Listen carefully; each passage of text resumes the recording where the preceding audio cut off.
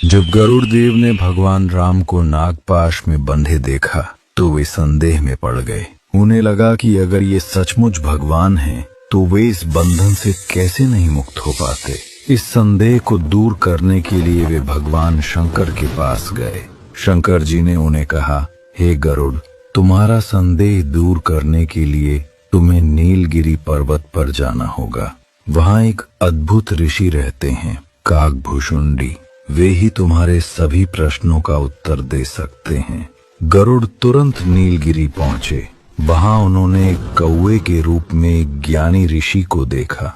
गरुड़ ने उन्हें विनम्रता से प्रणाम किया और अपना संदेह बताया। काकभुशुंडी जी मुस्कुराए और बोले, हे गरुड़, मैं तुम्हें एक ऐसी लीला सुनाता हूँ जो तुम्हारे सभी संदेहों को दूर कर देगी। काकभुशुंडी जी ने कहा, हर त्रेता युग में मैं नीलगिरी से अयोध्या आता हूँ। 5 वर्ष तक मैं वहाँ रहता हूँ और बालक राम की लीलाओं का दर्शन करता हूँ। एक बार ऐसा हुआ कि बालक राम मालपुआ खा रहे थे। मैं दूर बैठा था।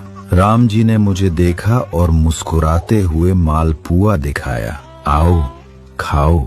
मैं तो भगवान का भक्त था। जिसे भगवान अपना प्रसाद दें, वो कौन अभागा नहीं खाएगा। मैं तुरंत उनके पास जाने लगा, लेकिन जैसे ही मैं निकट पहुंचा, राम जी रोने लगे।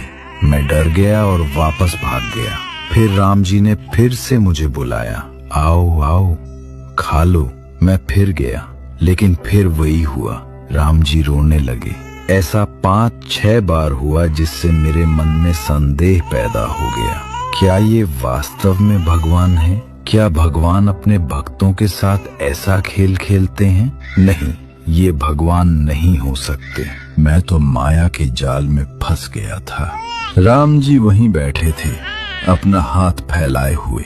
मैं भागने लगा। मैंने 7 रण पार कर लिए, 3 लोकों के 14 भवनों में भागा, लेकिन राम जी का हाथ मेरे पीछे पीछे दौड़ता रहा। मेरे शरीर और राम जी के हाथ की उंगलियों में केवल 2 उंगलियों की दूरी थी। मेरी बुद्धि चकरा गई। मैं वापस अयोध्या लौट आया। तभी राम जी ने अपना मुख खोला और मैं उनके मुख में प्रवेश कर गया। अंदर क्या देखा? करोड़ों ब्रह्मांड दिखाई देने लगे। हर ब्रह्मांड में अयोध्या थी। हर अयोध्या में राम जन्म ले रहे थे। मैं हर ब्रह्मांड में जाकर राम की लीलाओं का दर्शन करता रहा। ऐसे करके मैं 100 कल्प तक राम जी के पेट में रहा। हर उस ब्रह्मांड में जहाँ राम जी का अवतार होता, मैं वहाँ जाकर अयोध्या में दर्शन करता रहा। 100 कल्प बीत गए। तभी राम जी ने अपना मुख खोला और मैं बाहर आया। अंदर तो 100 कल्प बीत गए, लेकिन बाहर केवल 24 मिनट बीते थे। मेरी बुद्धि फिर चकरा गई। मैं राम जी के चरणों में गिर पड़ा। मैंने कहा, प्रभु क्षमा कीजिए, मैंने आप पर संशय कर लिया। राम जी मुस्कुराए और बोले, काकभुशुंडी, तुम्हें क्या चाहिए? मैंने कहा, प्रभु जो आप दे दें।